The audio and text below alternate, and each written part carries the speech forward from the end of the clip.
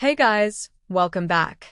I'm so excited you're here because today we're diving into something that almost every single one of us has done without even realizing it, accidentally friend-zoning ourselves. Yep, I said it.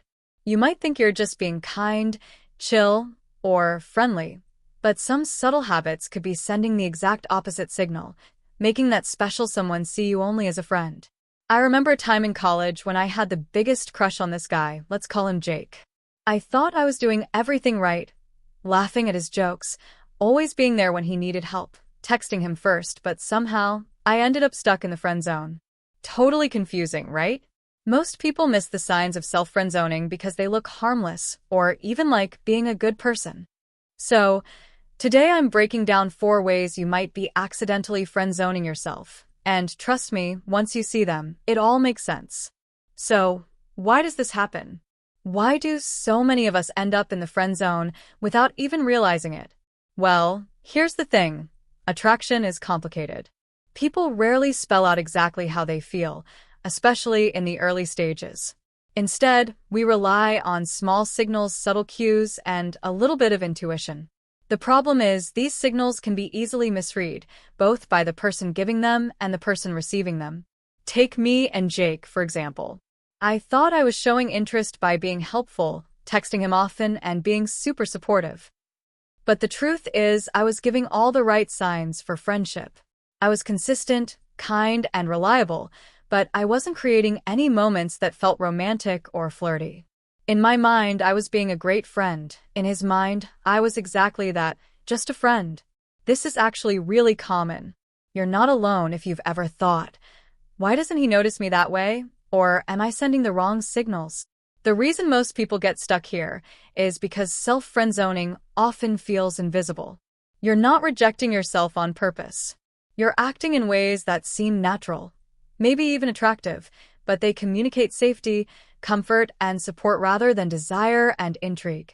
Psychologically, humans are wired to categorize people quickly.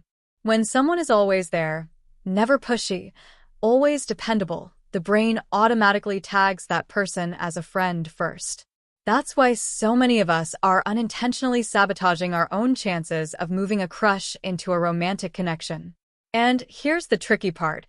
It's usually the little things, a text sent too quickly, a laugh that's a little too familiar, or constantly deflecting compliments that make the difference. By the end of this video, you'll be able to identify exactly what these behaviors look like, why they're so common, and most importantly, how to stop accidentally friend-zoning yourself. You'll understand the patterns that are keeping your crush from seeing you in a romantic light, patterns that, until now, probably seemed harmless or even like the right thing to do. So, if you've ever felt confused about why your crush sees you as a friend, stick around. This is going to clear up all that frustration and give you actionable insights to shift the dynamic in your favor. Before we dive into the actual list of behaviors, I want to put something out there. Not everyone acts the same, and not every crushy situation follows a strict formula. People have different personalities, life experiences, and emotional wiring. Some people are naturally flirty, some are naturally shy, and some just move at their own pace when it comes to romance. That means what works for one person might not work for another, and what's true in one friendship or crush scenario might not apply in another.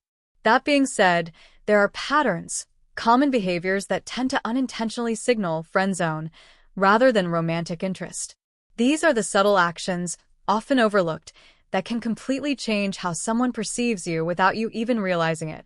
And the tricky part is, you might be doing them out of genuine kindness, thoughtfulness, or comfort, not because you're trying to sabotage anything. In fact, these behaviors usually come from a good place, wanting to support someone, wanting to be reliable, wanting to make sure the other person feels safe. But sometimes, the best intentions don't align with the signals you're sending. I've seen it happen countless times, and I've lived it myself. Remember Jake from my college story? Every time I thought I was helping or being nice, I was actually reinforcing a dynamic that kept me in the friend zone. And I'm willing to bet a lot of you have experienced something similar. That awkward moment when you realize your crush just doesn't see you that way, even though you've been showing up consistently, emotionally and physically. So here's the deal. What I'm about to share are 4 behaviors that tend to create this invisible barrier, the kind that keeps someone from noticing you romantically. These aren't universal rules. Not everyone will respond the same way, but they are extremely common patterns. And recognizing them is the first step to changing how you're perceived. Once you understand these behaviors, you'll start seeing where you might have been unintentionally sending friend zone vibes. And the best part? Small adjustments in your approach can make a huge difference. It's not about changing who you are. It's about becoming aware of the signals you're putting out and aligning them with your romantic intentions. So with that in mind, let's get into it. Here are 4 ways you might be accidentally friend-zoning yourself, and how to notice, understand, and tweak each one before it's too late. This one is huge, and honestly, it's probably the most common way we unknowingly friend-zone ourselves. If you're like me, you might think, I'm just being dependable and supportive, isn't that attractive? And yes, being dependable is great. But here's the catch. When you're always available but never the one initiating plans, texts, or interactions, you start sending a very subtle message. I'm here for you, but I don't really need more than friendship. Let me give you a real-life example. In my early 20s, I had this crush on a guy named Jake. Yes, still Jake, and I was always the one saying yes to hanging out. If he called, I'd drop what I was doing. If he wanted help moving, I'd show up, even if I had other plans. On the surface, it seemed perfect, right? But the problem was that all of this effort was one-sided. I wasn't initiating anything romantic, no playful texts, no subtle compliments, no attempts to create us moments. To Jake, I became the reliable friend, someone he could count on, but nothing more. Psychologically, here's why it happens. Humans are wired to assign value based on perceived effort and need. When someone is constantly available without any hint of romantic pursuit, the brain registers that person as a safe, low-risk option, a friend. There's no tension, no excitement, no hint that this relationship could evolve into something more. And tension, as weird as it sounds, is often a big part of romantic attraction. Another key point: initiating isn't about being aggressive or overwhelming. It's about showing that your interest is active, not passive. Even small things, suggesting a specific activity, sending a playful or flirty text first, or creating inside jokes, signal that you're engaged in a way that goes beyond friendship. When all of your interactions are reactive rather than proactive, the dynamic stays squarely in the friend zone. So, what should you do if you notice this pattern in yourself? Start taking small steps to initiate more. It can be something as simple as sending a text like, "Hey, I saw this concert coming up. Want to check it out with me?" Or casually suggesting a coffee meetup. The key is that it communicates. I want to spend time with you, and not just because I'm convenient. Initiating subtly demonstrates desire without pressure, which is a major shift from being always available but passive. Think about it this way. Being available shows kindness and reliability, which are fantastic qualities. But initiating shows attraction, which is equally important if your goal is to move out of the friend zone. Both are important, but without the latter, the relationship tends to plateau. In short, if you find yourself always agreeing to plans, responding immediately to messages, and dropping everything for someone without ever suggesting the next step, you might be sending the exact signals that say, I'm a friend, not a potential partner. Recognizing this is the first step. The next step is to intentionally create opportunities that blend your natural kindness with subtle romantic interest, and that's exactly what can start changing the dynamic. This one is sneaky because it feels harmless, even fun. You might think, I'm just joking, teasing a little, being playful, that's flirty, right? But here's the catch. If your teasing, jokes, or touches are strictly platonic and lack any romantic undertone, it can backfire. The other person starts to see you as fun, lighthearted, and easy to be around, but only as a friend. Let me give you a story. Back in college, I had this friend, let's call him Ryan. I would tease him about the silliest things, his love for reality TV, his obsession with his sneakers, and sometimes even his taste in music. I laughed at all his jokes, gave high fives, and occasionally touched his arm when we were joking around. In my mind, I was being playful and showing attention. But in Ryan's mind, all of it said, she's fun, but she's just a friend. No romantic spark. Nothing that would make him pause and think, maybe there's something more here. Psychologically, here's why this happens. Humans respond to patterns of behavior.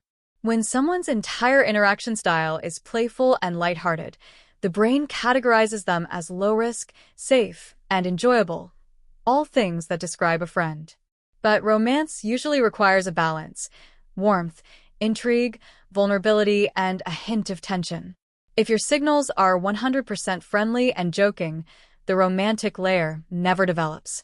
The tricky part is that many of us naturally enjoy being playful and teasing with people we like. It's a form of connection.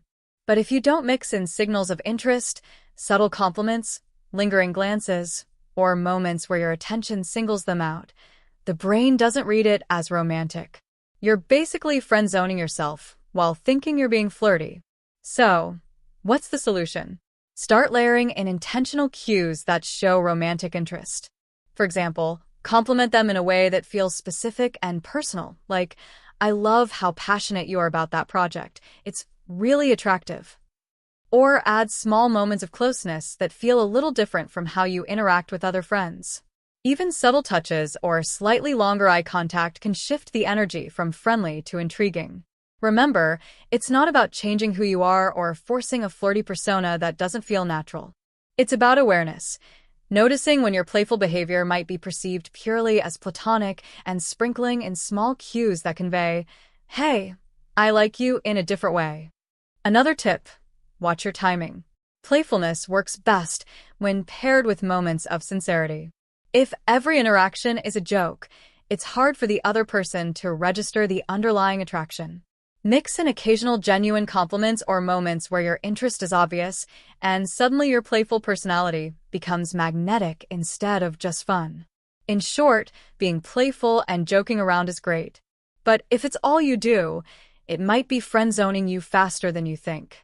Sprinkle in those subtle, intentional romantic cues, and you'll start to shift their perception without losing your natural charm.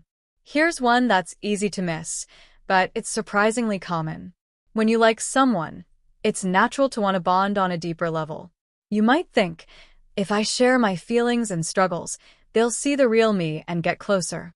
And while vulnerability is important, there's a timing issue. If you reveal too much too soon, especially heavy emotional stuff, it can actually push the romantic potential aside and make the other person see you as a friend who needs support. Let me share a story. I once met a guy named Alex at a coffee shop. We hit it off immediately, and on our first few hangouts, I found myself venting about my stressful job, my roommate drama, and even my family issues. I thought I was being authentic and creating connection. But Alex responded with empathy, advice, and comfort, all very supportive, and slowly, I realized he wasn't seeing me romantically. He was seeing me as someone he could rely on emotionally, like a friend he could lean on. Psychologically, here's why this works against romantic attraction. When someone becomes the emotional anchor, or the person who listens to all the problems, their brain automatically categorizes the relationship as supportive rather than romantic. It's a subconscious way our minds assign roles: caregiver, friend, confidant, not potential partner. The more someone takes on that helper role, the harder it is to switch gears into attraction mode. Now, I'm not saying don't be vulnerable. That's crucial for any meaningful connection. But timing and balance are key. Mix in lighthearted, fun, and teasing interactions along with moments of sharing deeper feelings. Allow the other person to see your challenges, but also let them see your joy, curiosity, and playful side. This balance keeps the attraction alive while still building trust. Another tip: notice your ratio of venting to fun interaction. If 80% of your conversations revolve around personal struggles, the other person may unconsciously start to see you more as a friend than a potential partner. Aim for a balance where vulnerability is present but framed within an overall positive and engaging energy. The takeaway? Being open and genuine is great, but oversharing early or exclusively can create an invisible barrier to romance. Keep your personal stories, but mix them with energy, playfulness, and subtle cues of interest. That way, you're connecting on a deep level without accidentally friend-zoning yourself. This is one that almost sneaks under the radar because it doesn't feel like a mistake. You might think, I treat everyone equally. I don't want to play favorites. And that's admirable. But here's the catch. When you like someone romantically, subtle differences in attention and energy matter. If you treat them exactly the same as all your other friends, same jokes, same level of texting, same type of availability, your crush may never perceive that there's a unique, romantic interest. They'll just see you as one of the group. Let me give you a personal example. During my sophomore year at college, I had a friend, Megan, who was amazing and funny. I liked her, so I spent time with her, hung out during lunch breaks, and supported her during finals.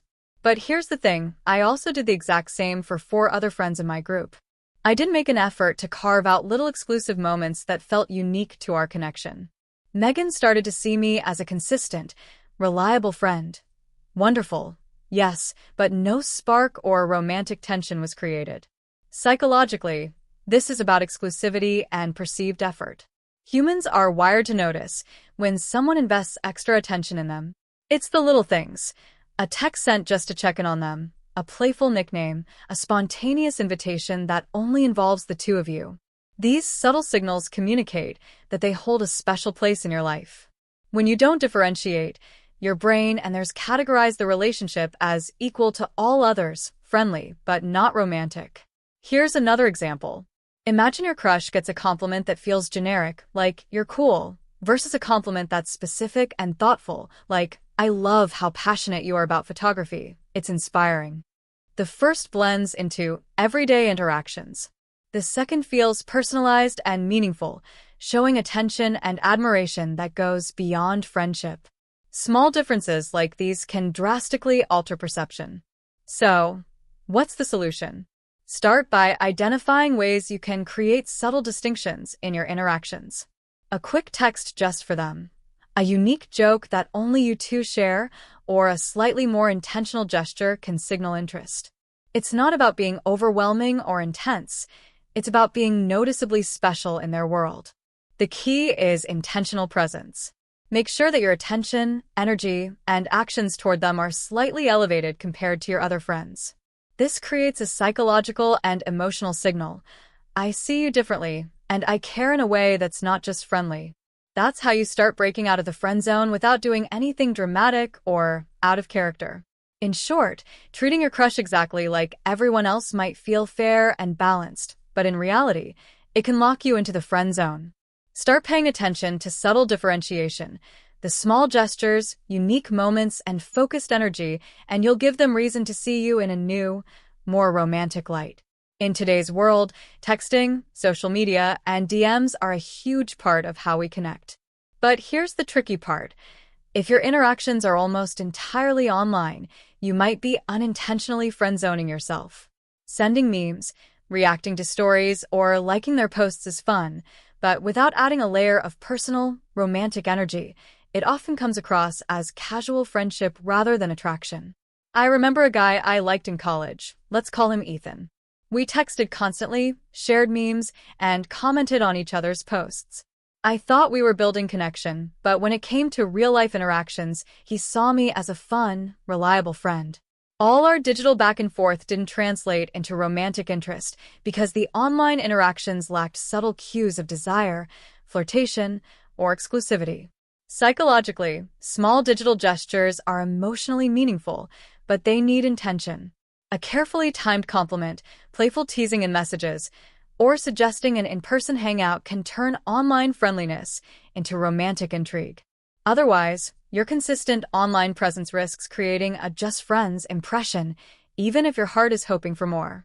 So, if you notice yourself relying mostly on texts and social media interactions, it's time to consciously mix in intentional, personal touches that make your interest clear. Online can be powerful, but only if you send the right signals. And there you have it, 4 ways you might be accidentally friend-zoning yourself, plus one modern twist with digital behavior. If any of these sound familiar, don't worry. Recognizing them is the first step toward changing how your crush perceives you. You're not doing anything wrong. You're just learning how to align your actions with your romantic intentions. Now it's your turn. Which of these behaviors have you noticed in yourself? Have you been the always available friend, the playful joker, or the oversharer without realizing it? Drop a comment below. I'd love to hear your stories and experiences, and we can all learn from each other.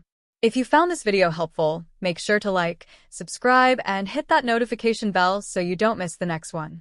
We'll dive even deeper into dating psychology and relationship tips in future videos. Thanks so much for watching, and remember, a little awareness goes a long way. See you next week. Bottom of form.